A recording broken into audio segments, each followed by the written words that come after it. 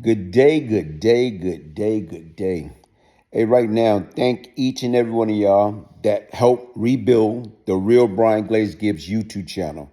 I appreciate each and every one of you that took the time to subscribe, to like, to share, to comment. Thank you, thank you, thank you. Now, let's get straight to it, man.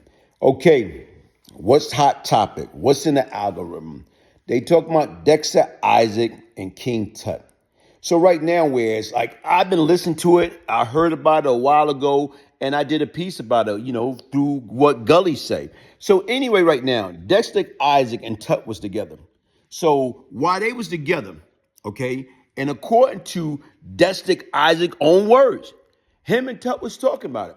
He say that Tut and him, right now, they don't know each other. They met each other in Leavenworth. But when they met each other in Leavenworth and like some of the stuff that Tut was accused of, they say he went around bragging about it. Like, he injected himself into certain story about being part of the Tupac robbery, then being part of, basically robbing this cat, TT from East New York. So once again, but Dexter Issac say no, that was him. So right now, Dexter Issac, in his own words, say him and Tut came up with a plan.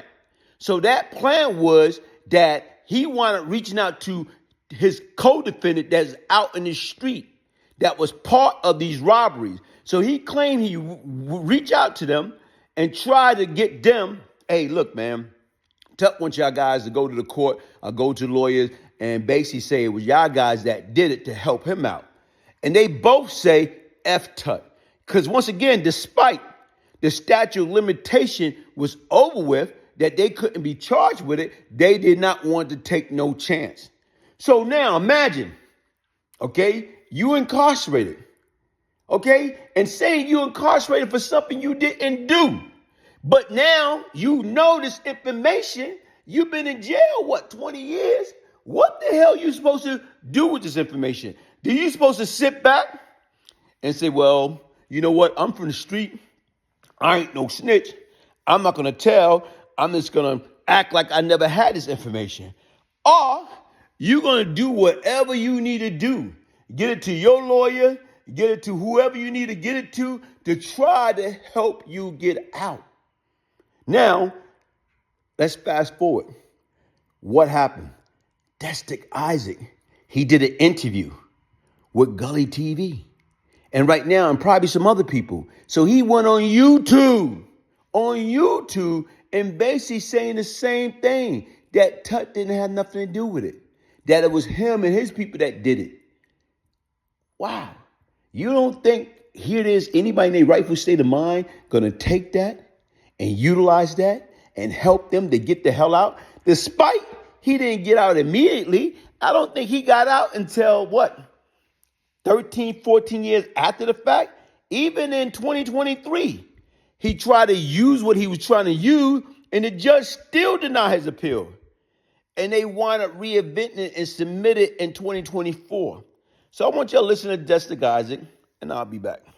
To King Tut cooperating.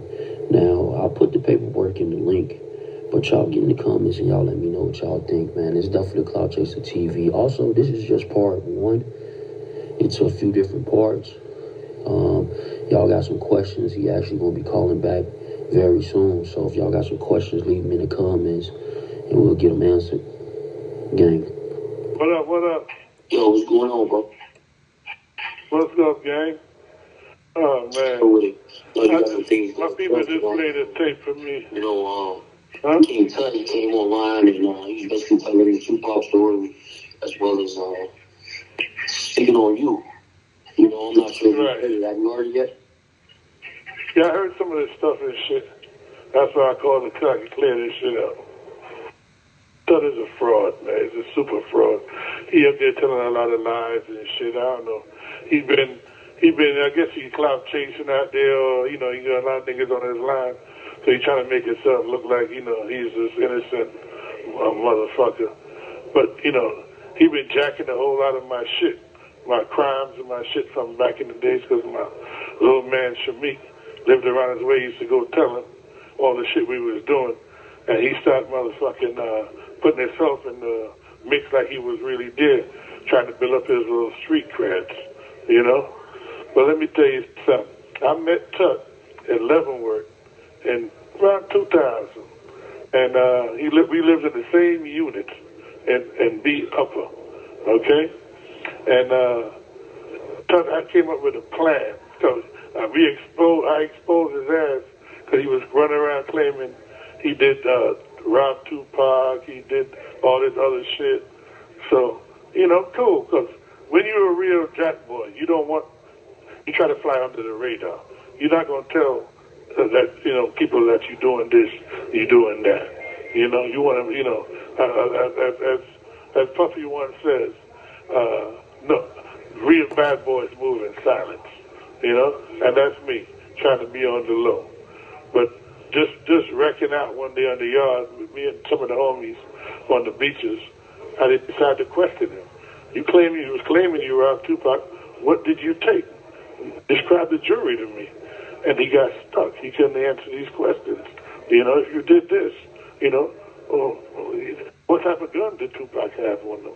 You know, where was the jury at? What did you do? And he couldn't answer. So then we went into his present crime that he was in prison for. You know, because Shamik used to tell him all the shit we was doing. So he ended up going to a barbecue that Haitian Jack and fucking Stu had in Queens. And while at that barbecue, he was running his mouth claiming he robbed TT, a kid named TT, out of East New York and shit. And TT cousin was there, and TT was a government informant for the DA anyway.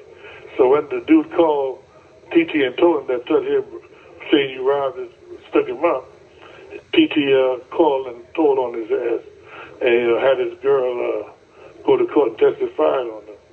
So Tut asked, when he see me, and he tried to come up with a plan. Hey, yo, Dex, you take the weight for this shit, right? And say you did it. He gonna call the court, and say I did it, and he'd get out, and he gonna sue and get all these millions of dollars and give me half.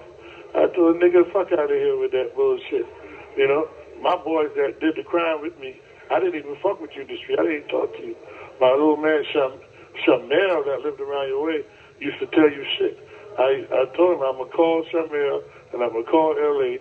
and see what they say. Them niggas in the street. They're like, man, fuck Tut. We not going to no courthouse and saying we did any robberies or home invasion. The statute of limitation is up and risk going to jail. Who going to do that? Man, fuck that nigga. You know? So once I told him that these niggas ain't want no part of that bullshit, he goes and contacts the Kansas City Law School. So one day I'm at work, they call me for a visit. I go down to the visiting room, there's a little short white lady there. And she asked, so I asked the couple, who's my visit? I'm looking for my wife and kids. They said, that white woman over there. I go over there and ask them, what you want me for? She asked me if I know Walter Johnson. I said, who, Walter Johnson? Who the fuck is that? King Tut. I said, oh, yeah, what do you want? He done got some niggas and got together and signed affidavits saying I did all these robberies and did all this other shit. And so I told her, I don't know what you're talking about. I walked off the police. I mean, we wanted to see how long you was going to be there. So once I got back to the unit, I'm ready to blast this nigga for trying to set me up. So the homies had something going on that week. And shit, they were trying to bring a little something in and shit. So that's how the pen worked. At Leavenworth at that time. If anything, because the shoe was small, if some shit pop off in the car, they lock everybody down. So I'm like, they're like, yo, Doug, you can't do that. You can't blast them. You can't blast them. So the tension is high in the motherfucking unit. So one day, I'm getting frustrated. He gets the fucking unit manager and the counselor to walk him off the unit and go to the shoot. So that's when I found out he put a separation on me, and he